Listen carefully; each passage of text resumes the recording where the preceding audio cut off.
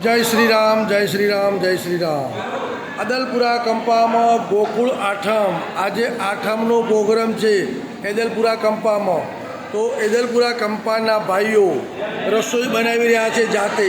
જો આપણે નજીકથી જોશું એવા આપણા ભરત બાપા અત્યારે હાલ શાકનો વઘાર કરી અને શાકને હલાવી રહ્યા છે. એ આપણા ભરત બાપા અદલપુરા કંપાના. એમની જોડે બાજુમાં બીજો ચૂલો ચાલુ છે. એ અત્યારે એમાં પૂળીઓ, આ બહેનો પૂળીઓ વણવાની ચાલુ કરી છે. એમાં રાજુભાઈ અત્યારે બેઠા જોડે. તો રાજુભાઈ હવે પૂળીઓનો કાર્યક્રમ કાઢવાની તૈયારી કરી રહ્યા છે. એ પણ આપણા અદલપુરાના ભાઈઓ છે. અદલપુરાના ભાઈઓ અત્યારે પૂળીઓ કાઢવાની તૈયારી ચાલુ કરી રહ્યા છે.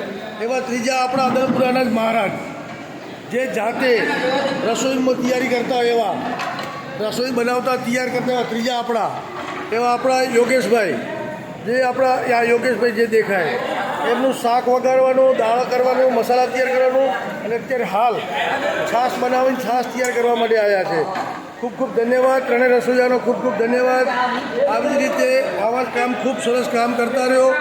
એની જોડે જોડે આપણા ભાઈઓ, યુવક મંડળના ભાઈઓ, અદલપુરાના વડીલો ભાઈઓ, એ પણ બધા ખૂબ સાથ સહકાર રસોઈમાં આપી રહ્યા છે.